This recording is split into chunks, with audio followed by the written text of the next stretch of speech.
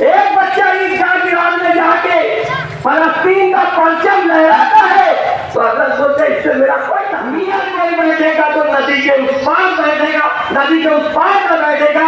ऐसी सात बार हो चुकी है आज की तारीख में। आप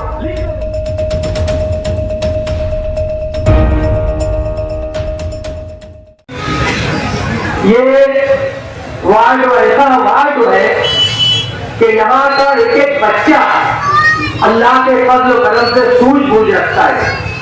हर मामले में, कारोबारी मामला हो, मजहबी मामला हो या गली महल्ले के कुछ हालात पे बात करना हो, तो मैं ऐसा समझता हूँ कि इस वार्ड में एक एक बच्चे को अल्लाह ने ये सलाहियत अता फरमाएंगे।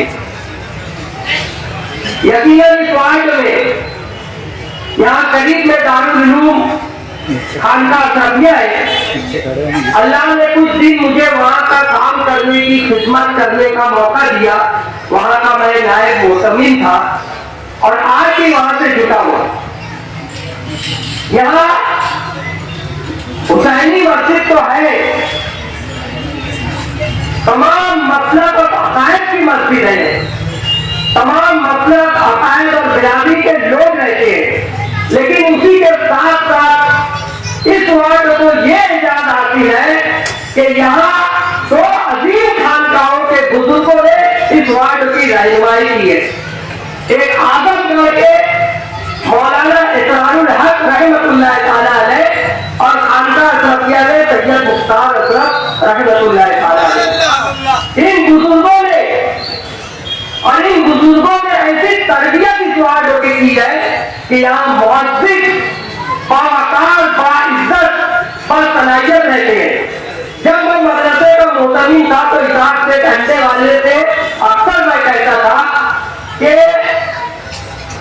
किसी महीने में चले जाओ तो अक्सरियत से उनके मकान पर टीवी का चैनल दिखता है, लेकिन वह ये दीनदारों का महल्ला है कि यहाँ किसी के घर पर टीवी का चैनल नहीं है।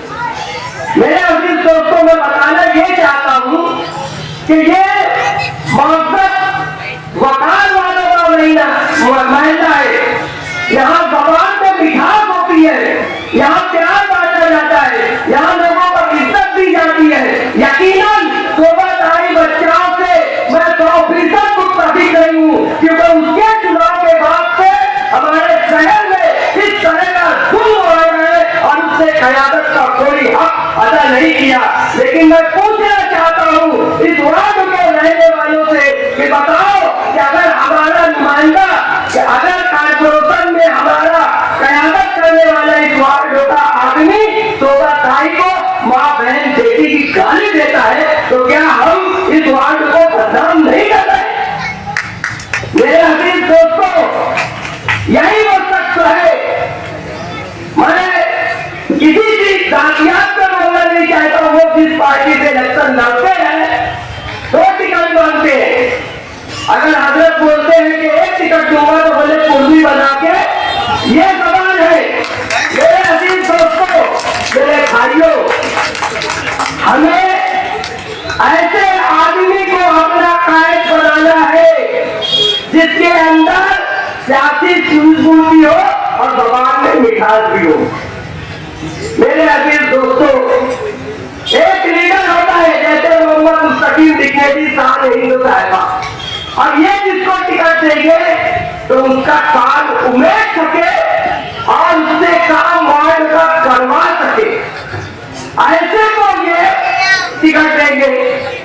हजरत भी ऐसे को टिकट देना चाहिए, शेख आसिफ साहब को ऐसे को ही टिकट देना चाहिए।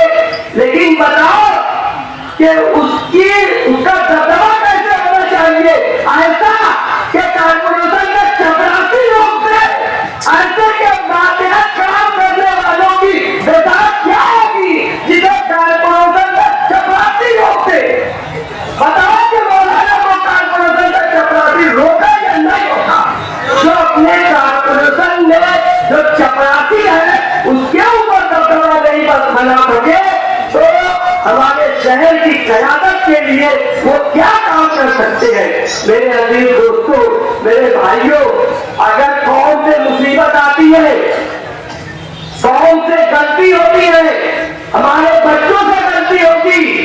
लीडर का काम होता है कि उसको कैसे क्या बचाया जाए।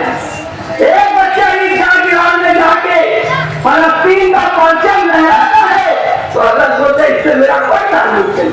ये हमारी सियासी क्यादत है। तो मेरे अजीज दोस्तों, मेरे भाइयों, मोहम्मद मुस्तकीम लिखने भी किला झोपड़पट्टी का मामला हो, जन्म दाखिले का मामला हो, दवा खाने का मामला हो, बिजली का मामला हो, एक रुआ और सबक से दबदबे से काम करवाने की सलाहियत रखते हैं। तो ऐसे लोगों को हमें हर मार्ग से कामयाब करना चाहिए। हालांकि कहा जाता है कि यार असेंबली इलेक्शन में उनको वोट नहीं मिली, हम मान रहे कि वोट नहीं मिली। वोट लेने वाले क्या कर रहे हैं और जिनको वोट नहीं मिली वो क्या कर रहे हैं, इससे इस वार्ड के लोगों को सोचना चाहिए। किला झोपड़पट्टी हो या कोई हॉस्पिटल हो या कोई भी मामला हो, हर मामले में काम करने वाले समाजवादी पार्टी के ये लीडरान है। इसलिए हम ये चाहते हैं ईमानदारी के साथ, दयानतदारी के साथ कि हमें इस इलेक्शन में ऐसी कामयाबी हासिल करना है कि नदी के उस पार की बैसाखी का सहारा हमको नहीं लेना पड़े। मगर याद रखो, मालेगांव की तारीख में जिस तरह पहली बार ऐसा हुआ है कि सिर्फ जन्म दाखिला नाम की गलती की वजह से हमारी कौम की बेटियां जेल में बंद हुई है, तो इसी तरह ऐसा होगा कि इस मरतबा आपके अपने कारपोरेशन में मियां कोई बैठेगा तो नदी के उस पार बैठेगा, नदी के उस पार पर बैठेगा। ऐसी साल बात हो चुकी है, आज की तारीख में आप लिखो। अगर ऐसा हुआ तो याद रखो हमारी आने वाली नस्ल हमसे पूछेगी। मेरे अजीज दोस्तों, मेरे भाइयों, मैं आपसे गुजारिश करता हूँ कि इस इलेक्शन में जो भी समाजवादी पार्टी एक प्रोग्राम देगी, जरूरत पड़ी तो हम ऐसे लोगों को साथ में देंगे जो आवाम के साथ हम सब मिलकर आवाम का काम कर सके। तो इंशाअल्लाह ताला ऐसे लोग को कामयाब कर दें। शुक्रिया।